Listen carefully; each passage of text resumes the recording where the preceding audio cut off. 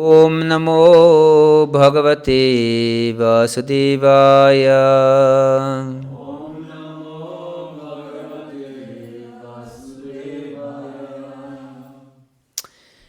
We're reading from Srimad Bhagavad-gita, chapter 17, entitled The Divisions of Faith, text 16. Manah prasadak somyatvam maunam atma vinigraha bhavasam sudhirityetat tapo manasamuchyate. Translation and purport by His Divine Grace Srila Prabhupada Ki Jai. And satisfaction, simplicity, gravity, self-control, and purification of one's existence are the austerities of the mind. Purport. To make the mind austere is to detach it from sense gratification. It should be so trained that it can be always thinking of doing good for others. The best training for the mind is gravity in thought. One should not deviate from Krishna consciousness and must always avoid sense gratification. To purify one's nature is to become Krishna conscious. Satisfaction of the mind can be obtained only by taking the mind away from thoughts of sense enjoyment. The more we think of sense enjoyment, the more the mind becomes dissatisfied.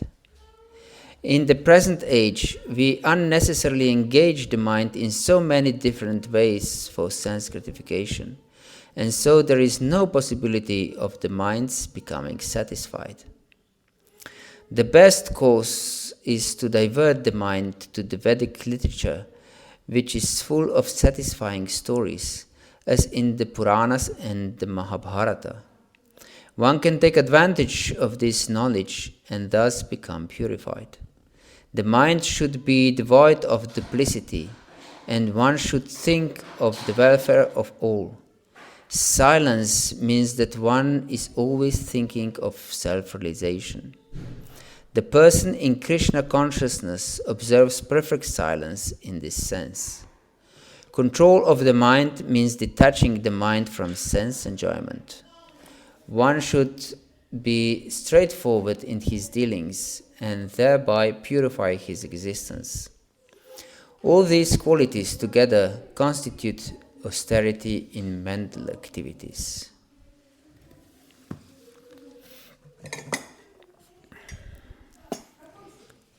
Hare Krishna. So, today we have third part of our seminar on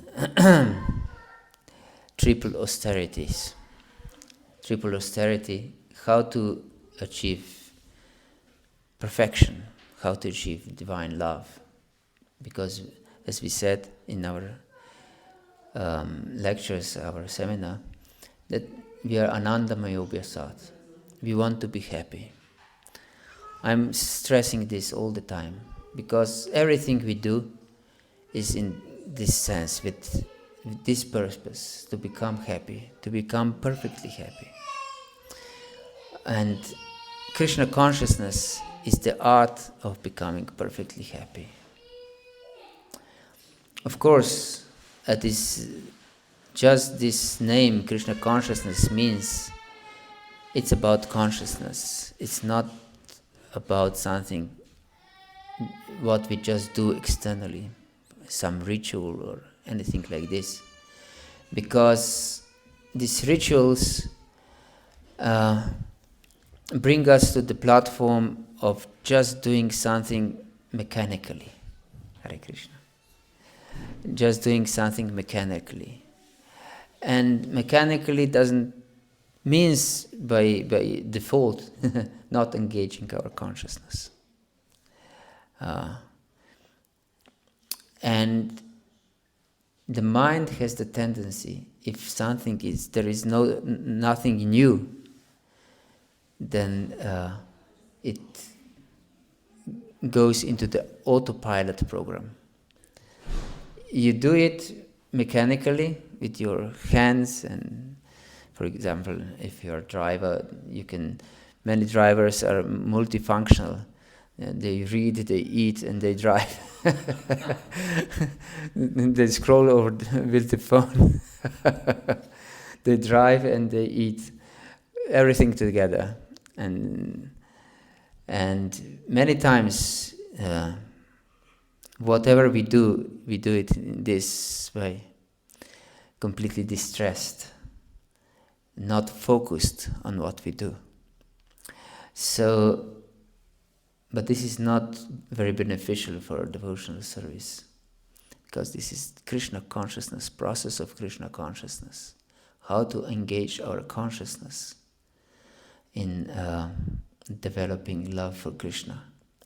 And therefore, this triple austerity is so important.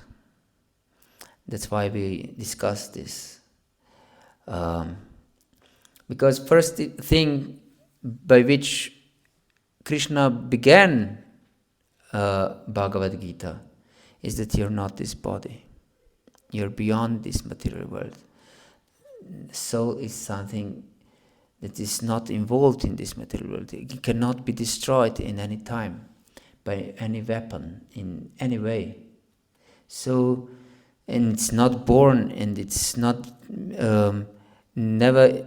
It was time that it wasn't existent. It's not created. It's not being created, and will not be created. It's eternal, and it won't die when the body dies. So, in order to understand this, to go beyond our identification with matter, we should accept some principles in life. First, Krishna speaks about bodily level, what should be done on bodily level, that we should worship our superiors, we should worship God, and to be very clean and simple in our life, and that we should be celibate and so on. And then yesterday we discussed this austerity of speech, that our words should not disturb others, that should be pleasing, truthful, and useful. So these words should be beneficial for others, beneficial. Not just words for words, just to speak something. Yes, but should be beneficial. And of course we know that utmost beneficial thing for others is to make them Krishna conscious. There is one interesting thing. Maybe you have heard for the Saint Francis of Assisi. He's one of the most famous saints, I believe, in the Catholic Church. He said that we should preach all the time, but only when it's really important, we should say something.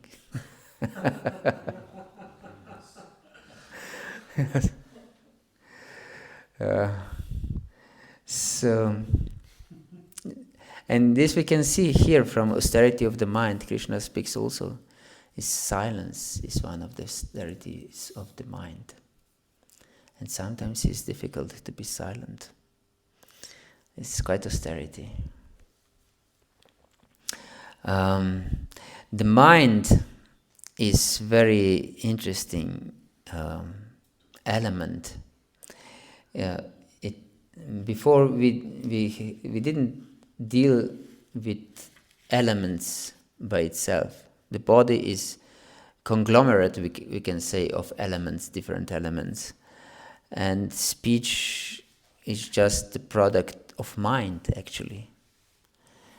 But mind itself is an element stated in 7th chapter of Bhagavad-gita. Bhumirapo nalovayu kamano buddhirevacha ahankara ityame bhina prakriti rashtada. That these are my separate elements, material elements, and beyond is also mind.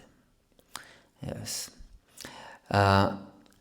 And it is said in the scriptures that mind is our only enemy. There is no other enemy. Even if one kills us, he's not our enemy. Because no one can kill the soul. He can destroy our body, but if we are Krishna conscious, we connect with Krishna, so nothing wrong was done for us. But mind can destroy our consciousness, our connection with Krishna. Therefore Krishna in 6th chapter of Bhagavad-gita, he explains, Bandhuru atmatmanastasya yenatme vartmanachita anatmanastu shatrutve vartitatmaiva shatruvat. That mind can be our friend only if we conquer it. But if we don't, it remains our worst enemy. And this friend, as Krishna speaks about that mind can be a friend, is not an ordinary friend. Because even if we conquer the mind and are able to control it somehow or other, it's not an ordinary friend. Because an ordinary friend, we trust ordinary friends. But we should never trust our mind. And therefore, Narada Muni, in 5th canto of Srimad Bhagavatam, said, Na kuryat karhichit sakyam. Don't make friends with your mind, never. Because nityam dadati kamasya chidram tam noiraha. Yogina skrita metrasya patyurja iva pumshali. He said that that mind gives us, always takes us to sense gratification, as Prabhupada here says. Nityam dadati kamasya. Always gives rise to karma, to desire for pleasure, for sense pleasure. Actually, karma doesn't mean just sex desire. Of course, sex desire is the utmost sense gratification in this world. But karma means actually desire for bodily pleasure. Bodily pleasure. Nityam dadati kamasya. Always gives rise to karma. The mind, always. And if yogi, that means one who tries to connect, yoga means to connect with the Absolute. So if one who wants to connect with the Absolute trusts his mind, it's like a husband of a prostitute who trusts his wife. Patyurjaiva pumshali. Pumshali means a prostitute, the woman who is engaged with many men. So if one trusts such a woman, Prabhupada translates this verse, even though it doesn't speak in this way, but Prabhupada many times translates with a purport in the translation itself. He says that it will be killed by her lovers, such a husband. So we will be killed by our mind if we trust it. We should never put trust in our mind. And it is explained also in Srimad Bhagavatam that it's like a wild animal.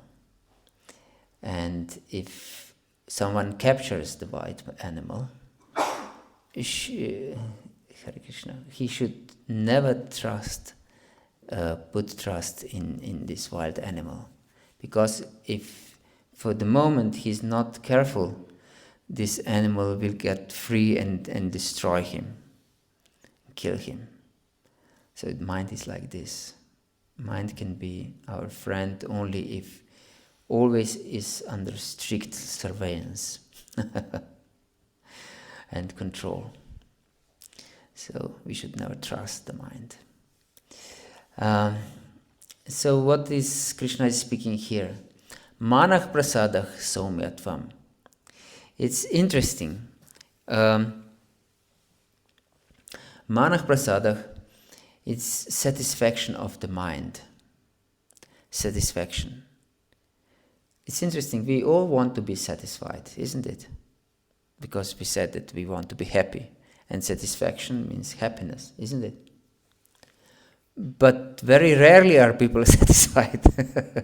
They want to be happy, they want to be satisfied, but they're never satisfied. Isn't it funny? But it is our decision to be satisfied.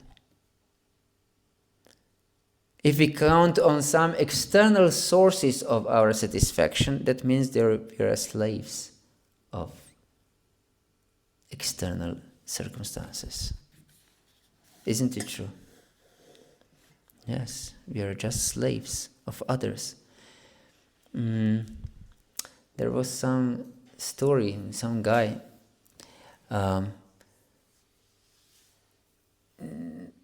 who always said some pleasant words to someone who was very harsh to him.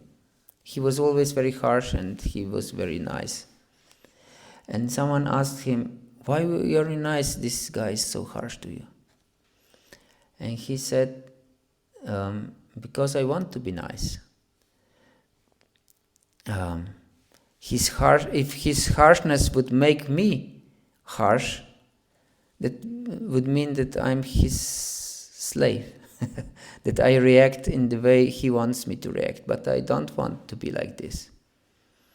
So if I react as I want to react, not as external situations directs me to react, that would mean I'm just a slave of this other person.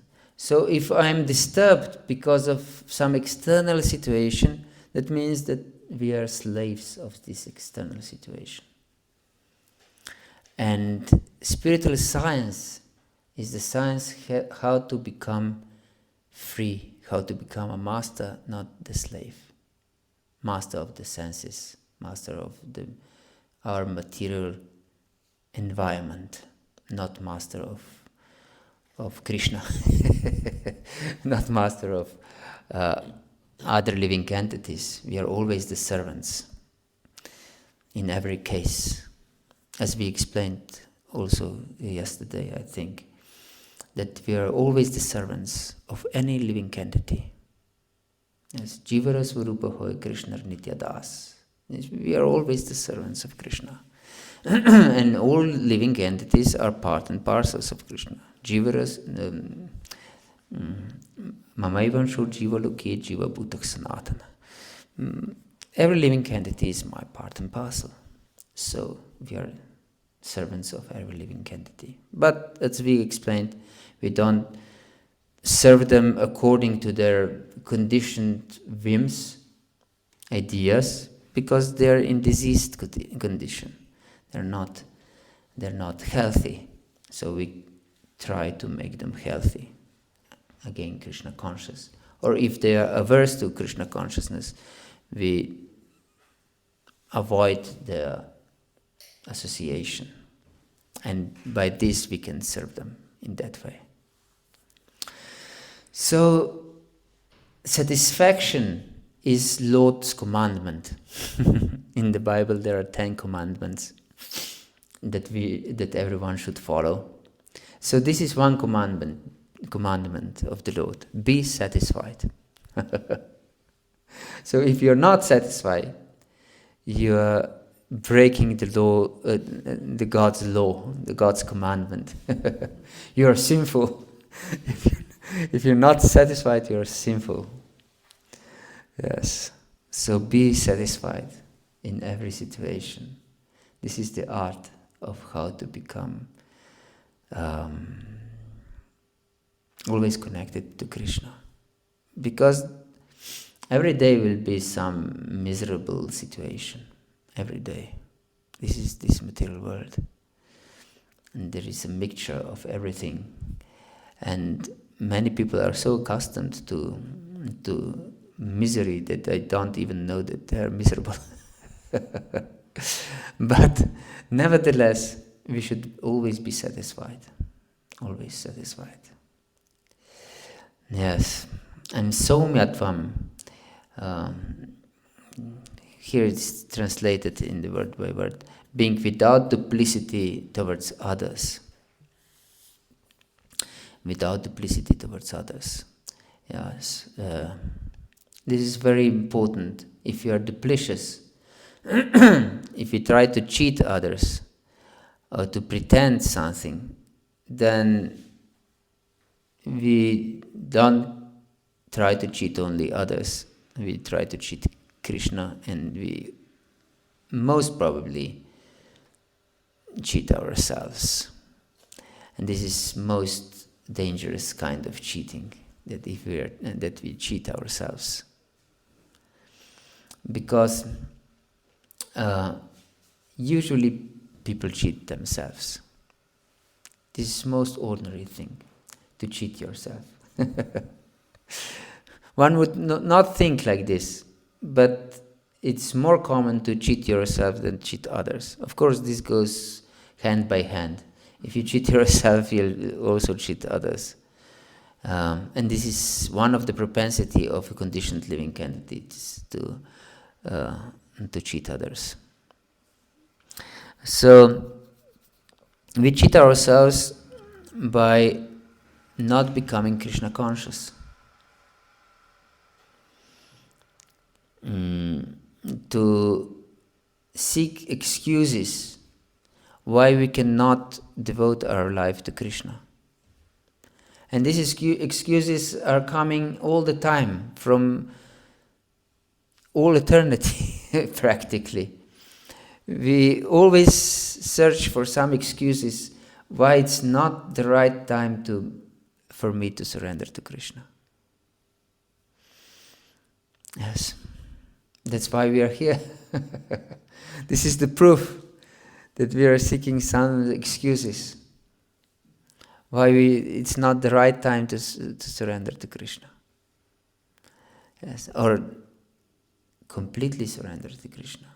Why I have this reservation here and there. Yes. And this is all coming from the mind. So mind is our worst enemy. Worst enemy. And then there is maunam, to be silent. I don't know about Macedonian language, but in Slovenian we have the proverb that silence is gold. Do you have anything similar? Hare Krishna. So you see, this is common wisdom. Is Croatian also like this? Also. So everyone has this proverb. So you should know that not speaking too much is precious. Even people's intelligence can say this, what to speak of Krishna. So, but as Prabhupada here explains, real silence is, in material silence, is not to speak about material things. There was one devotee who was preaching in some Buddhistic countries also. And he told me his experience, his story. He preached in some country, and no one said anything. And then it turned out that they have some vow not to speak, religious vow, to be silent that day. And then he explained this, our Krishna conscious philosophy, that if we speak about material things, this is breaking of this vow of silence. But if we glorify God, this vow is reconfirmed, not just that we don't break it, but it's more firmly followed. Because why we observe silence? Because if we observe silence as a vow, we try to abstain from talking some material things, of talking nonsense, because every material thing is nonsense. And so the proper use of our language, of our speech, is to connect it with the Lord. So if we connect our speech to the Lord, we observe material silence, isn't it? So he explained this philosophy, these people, and then they chanted the holy name together, and they became really ecstatic and chanted very loudly the holy name. So this is the proper use of our speech, to speak about Krishna and be materially silent. And this was also the instruction of Lord Chaitanya to Raghunath Das Goswami. Gramya katana shunube, gramya vardhana kohibe. So don't hear what people are saying, and don't speak like them. Yes, because this gramya kata, or what people usually speak, is just gossip. And gossip is one of the most deadly thing for our consciousness. Yes. There is one interesting thing. One Catholic bishop, you know what is bishop? Yes, you have the same name. One bishop from South America, he protested that this gossip shouldn't be counted as a sin anymore. And he, yes, I was surprised. I read this in some newspaper many years ago. I don't know, 27, 30 years ago, something like this. I still remember. And he argued this. Why not? Why shouldn't be counted as sin? He said it's so common, no one can avoid it. Everyone is gossiping. So it shouldn't be counted as a sin. That was his reasoning. So we should know that this gossiping is deadly. We shouldn't engage in gossip. The gossip is the sign that we want to play the role of God. And because there is so many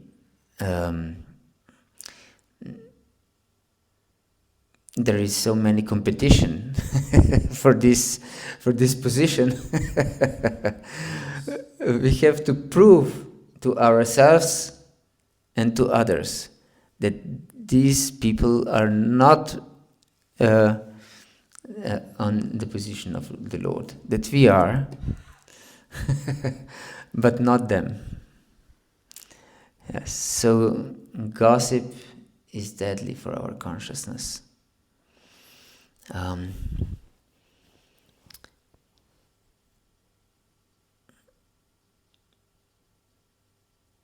I heard, I don't remember very well what exactly it was said, but something that small people,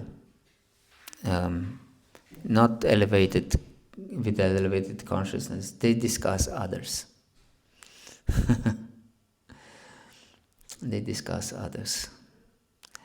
And those in the middle position, they discuss what they do or something like this, I think. And the people with highest consciousness, they discuss ideas. Yes. So we shouldn't be on this lowest platform of human existence to discuss others. Because if we hear people, what they speak, usually is just slandering others, discussing about others, gossiping. And they derive great pleasure and satisfaction from this. Yes. So Maunam. Maunam is speaking about Krishna. Maunam. And meditating on Krishna. So, how I can engage in Krishna service? This is also Maunam. Meditating. Because if we meditate, we don't speak. And if we meditate on Krishna, and we engage our speech in Krishna, it's also silence. So I should always meditate, how can I serve?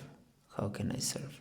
Because also Hare Krishna Mahamantra is explained by Prabhupada.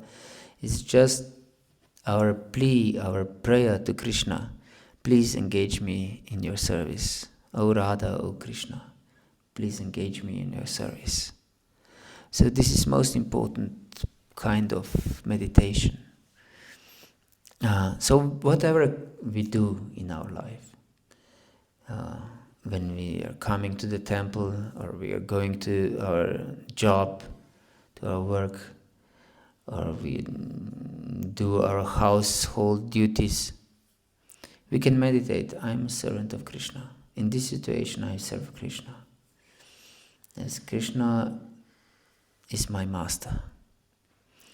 Radha and Krishna are my masters. I've served them in this way, cleaning the house, going to work, doing this, doing that. Just is a small thing. It's nothing complicated to imagine, to meditate. I'm a servant.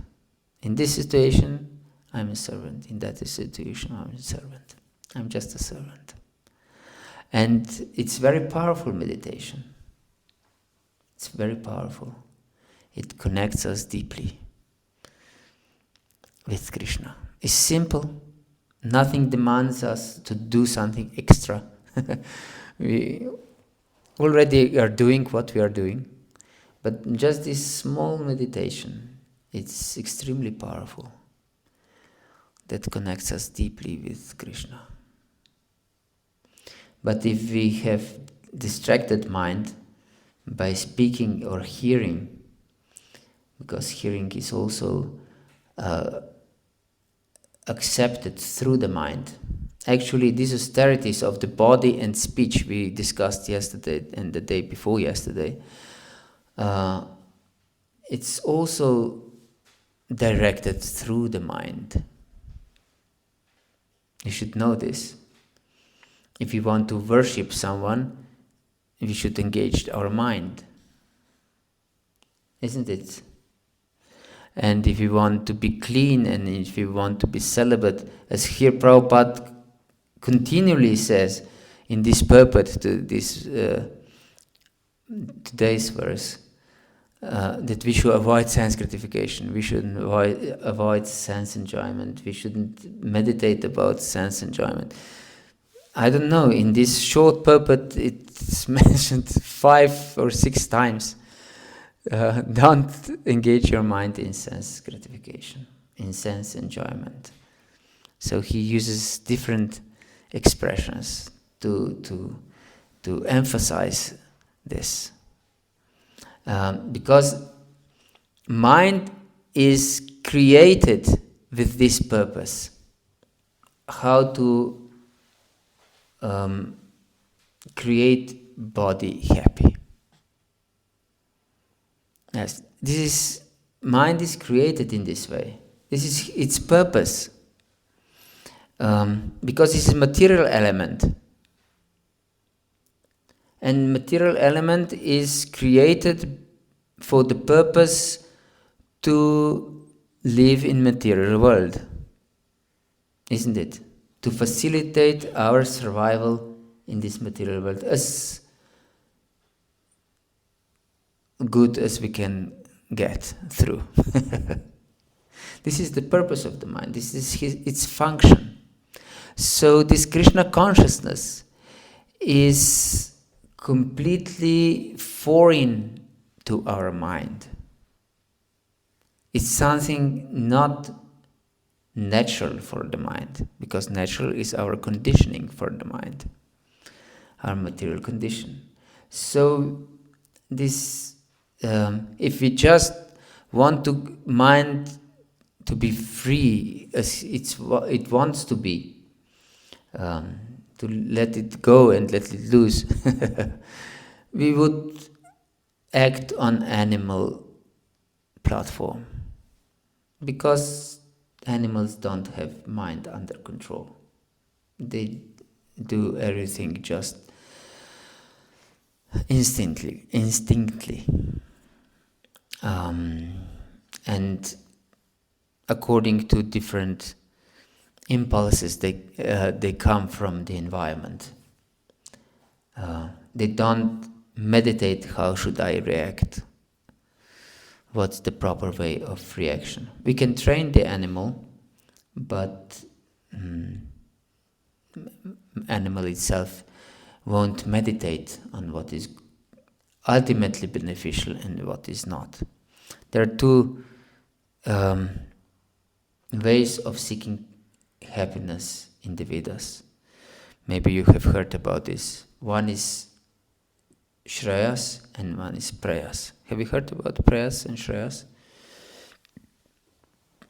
Preyas, I don't know about Macedonian, but in Slovenian we have, if something is pleasing, that it Priya, the name Priya. It's the same in Macedonian.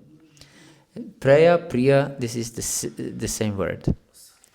Preyas is something that Priya, that it's pleasing to the senses. It's the same word in Sanskrit and also in the Slavic languages. And Shreyas is something that is ultimately beneficial. But to engage ourselves in something that is ultimately beneficial, it takes control of the mind. For example, a child wants to play and he doesn't want to go to school. This is usual example from the scriptures. But parents should know that going to school for my child is beneficial. Of course, not in Kali Yuga so much. So if it is possible in Macedonia, try to homeschool your children. This is, by the way, advice. My wife, we homeschooled our children, and it proved very well. Of course, this is dedication. It's not that if you just leave them alone and they will go through school. No. Everything you do, it should be sacrifice for the pleasure of Vishnu, pleasure of Krishna. Yes. Yagyartat karmanon yatra lokayan karma bandhana tadartam apikantaya muktah sankak samachara. Krishna explains in 3rd chapter of Bhagavad-gita that everything should be done for the satisfaction of him, of Vishnu, of Yagya, which is the name of Krishna. Yes, and thus we can always be free if we do it everything for Krishna. As I said before, Everything we do, we can do it with this meditation. I'm just servant of Krishna. Yes. Maunam atma vinigraha. Atma vinigraha. Here it says, with the control of the self. Yes. This we explained very much now. We should always have the mind under control. It's like pumshali, like a prostitute. So it shouldn't be. We shouldn't give freedom to our mind. Yes. Otherwise, it will destroy our consciousness. Raghunath Das Goswami says in one of his prayers, I think it's in the Manak Shiksha also, he said, why would Radha and Krishna come to this heart in which this prostitute of my desires for sense gratification is residing? This desire for sense gratification is compared to a prostitute, to some dirty woman. And why should Radha and Krishna come to such unbeneficial association? They have no desire to associate with prostitutes. But if we cultivate and invite this prostitute in our heart, then that means that there is no place for Radha and Krishna. So we should be under control of spiritual intelligence. Spiritual intelligence. Yes. Bhava samshuddhi. Yes, our existence should be cleansed. And we cleanse our existence by meditation. Meditation about Krishna, of course, of Krishna. And the most powerful meditation is, of course, chanting of the holy name. So this chanting of the holy name is our only hope in Kali Yuga. There is no other way, as we explained, no other way. There is no other way than chanting of the holy name. But this chanting of the holy name should be offenseless. It's not enough just to chant the holy name. Because if we commit offenses towards Krishna, we can be freed from those offenses by chanting the holy names. So holy names are extremely powerful and merciful. But if we commit offenses to the lotus feet of the holy name, we have no hope. So we should know what are the offenses against the holy name. If we don't know the offenses, we may commit them unknowingly. And usually, if we associate with worldly people, or even not strict devotees, we will commit offenses, knowingly or unknowingly, or in both ways. Yes. And knowingly committing offenses is another offense. It's the seventh offense that we count on the power of the holy name.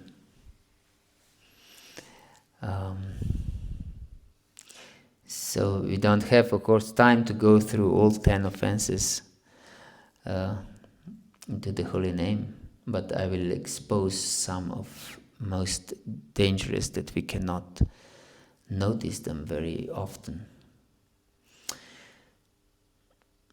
Of course, one of them is first offense is very deadly, to blaspheme devotees. So never criticize devotees. Even if they do something really bad to you.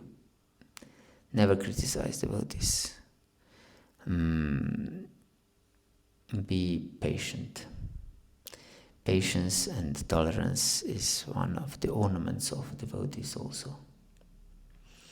Yes, and it's also the austerity of the mind, to be always satisfied, we said in the beginning. Manah prasadah, somyatvam. Yes, we should always be satisfied. Whatever happens to us, no problem. It's Krishna's mercy. And then to think that Krishna's that this glory of the holy name is just exaggeration. This is one of deadliest offenses also. So we should have complete faith in the power of the holy name. And if we can see Prabhupada's poem Markine Bhagavata-dharma, when he came to America, we can see that he had, himself he's saying this, I have full faith in the holy name. I have no qualification, I have no bhakti, and I have no Vedanta.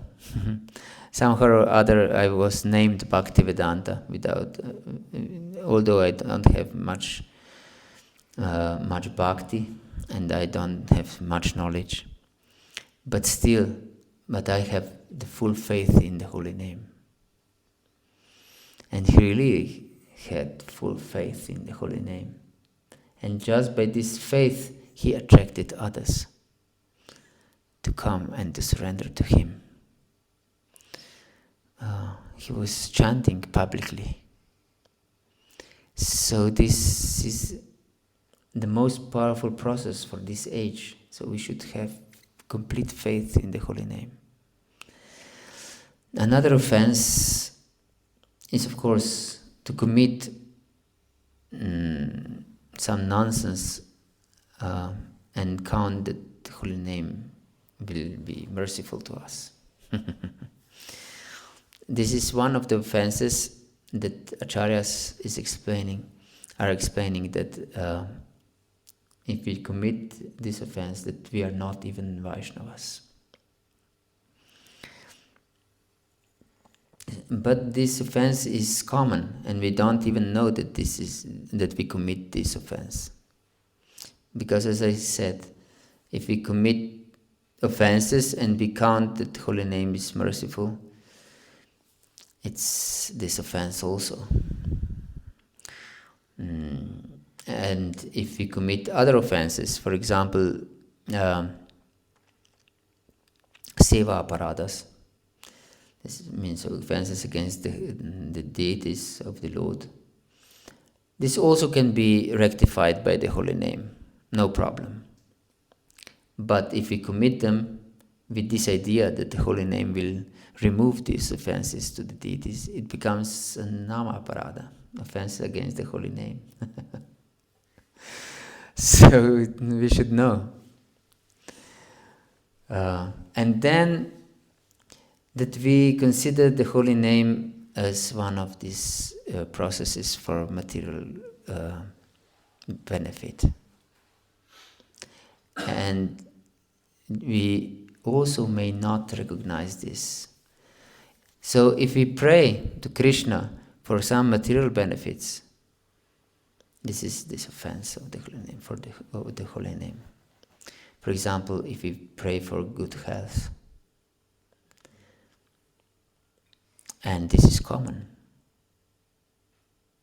Have you heard that devotees are calling Nrsimhadev in Mayapur as Dr. Nrsimhadev? Have you heard this before? Yes, this is Nrsimhadev from Mayapur is known as Dr. Nrsimhadev. Because people usually turn to Nrsimhadev to get cured of different diseases.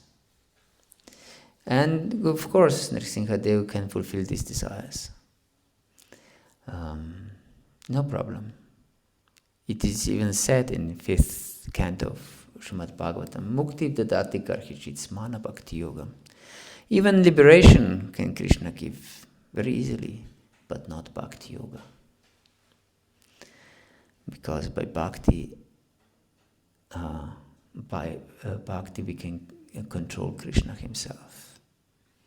So if we are not devotees, really from all our heart, Krishna will not give us bhakti. So health he can easily give if we have this desire, but this is offense against the holy name. And if we pray for good relationships, if we pray for good job, if we pray for good material position, and everything what is not pure devotional service is an offense. If you chant with this in mind, with this desire in mind, yes, to conquer my enemies, and other desires, we have full spectrum of different desires. Who can count how many desires we have? But even if we have these desires, if we pray to Krishna, I just want to be your servant, then this is the process of pure devotional service. Otherwise it's not. And our sadhya, our goal, is dependent on our sadhana. Our goal will never be different from our sadhana. Never. So if our sadhana is not pure devotional service, our goal will not be pure devotional service. So we should know what is beneficial. Even if we have many material desires, we may be not pure, because we can hear how we can practice pure devotional service because we are not pure. Have you heard something like this before? Yes, it's common. But no. Sadhana, by definition, means that we are not pure yet, isn't it? Otherwise, we would be perfect now. Why we should do sadhana? We would be perfect. We have pure love for Krishna.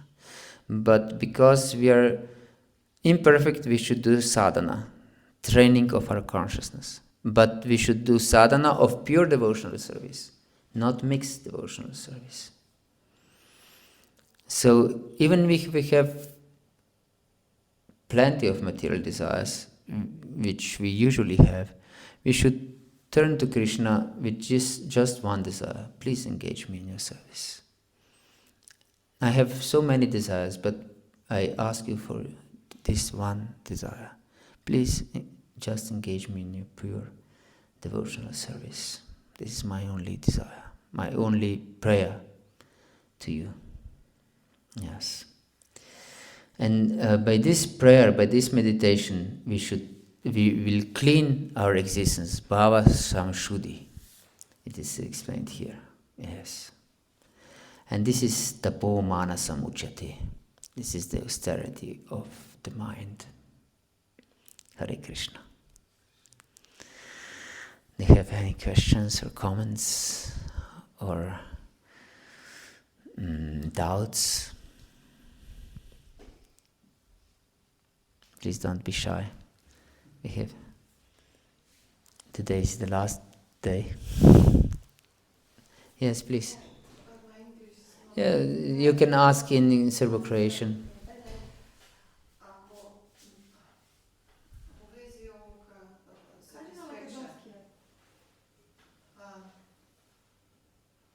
I don't understand Macedonia. Yes.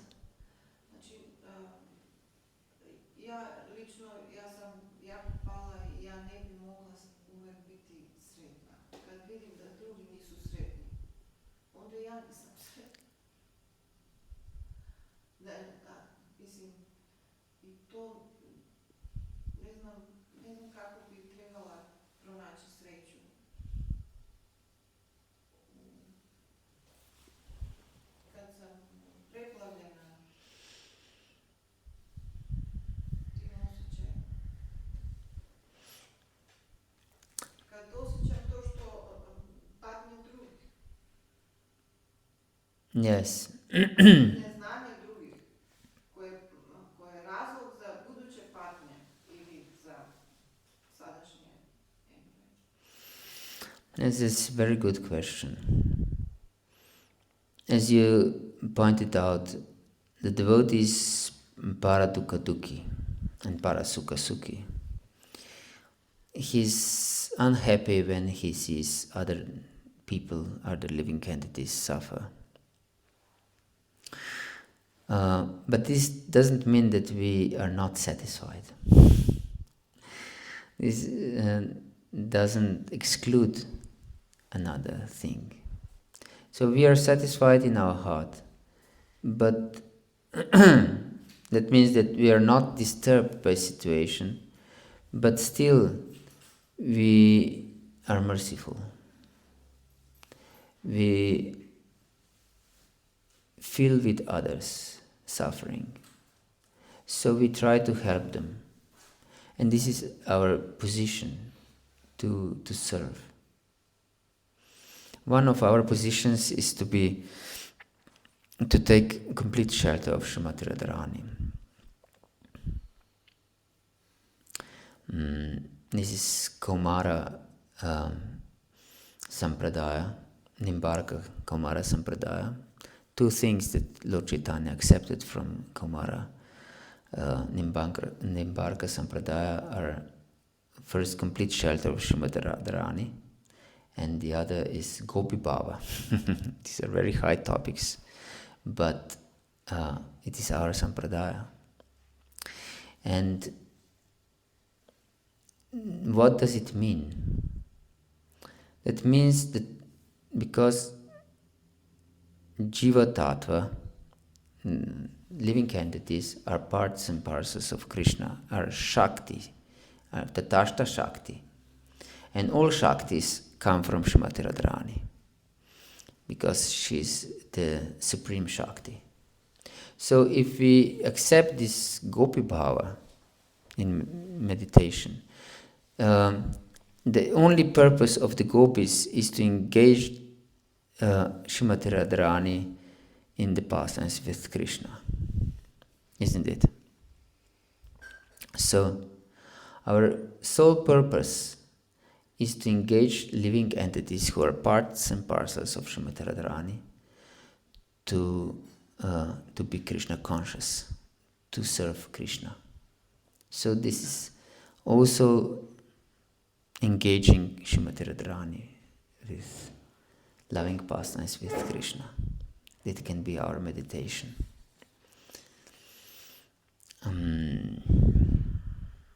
So, yes, this and this is what is instructed to us, to try to help Lord Chaitanya to distribute these fruits of pure devotional service, of pure bhakti, of prema bhakti.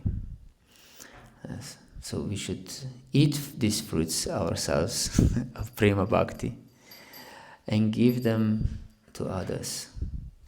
This is the utmost service to every living entity. Shri Gaur Nitai ki jai, Nitai Gaur Pramandi, Hari Hari Bol. Yes. So this is natural for devotee, that he suffers when he sees others suffering. But that doesn't mean that we shouldn't be satisfied in our heart. We should know that everything is going on according to Krishna's plan. And we should know that we are his servants.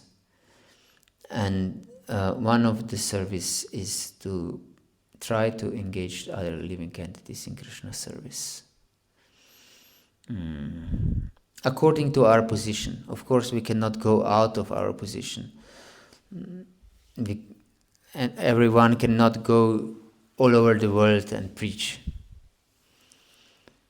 But some can. But if we have children, we should see that our children and our wives or our husbands, our family is Krishna conscious. That is our mission if we are a married person.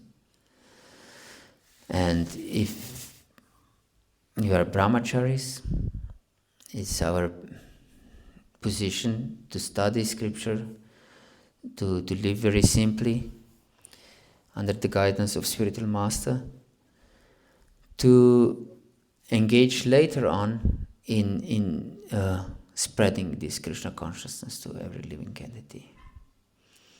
And if we are in Vanaprastha stage, we try to get detached from this material life and try to spread Krishna consciousness around again. And if we are sannyasi, we just go everywhere and try to spread this mercy of Lord Chaitanya.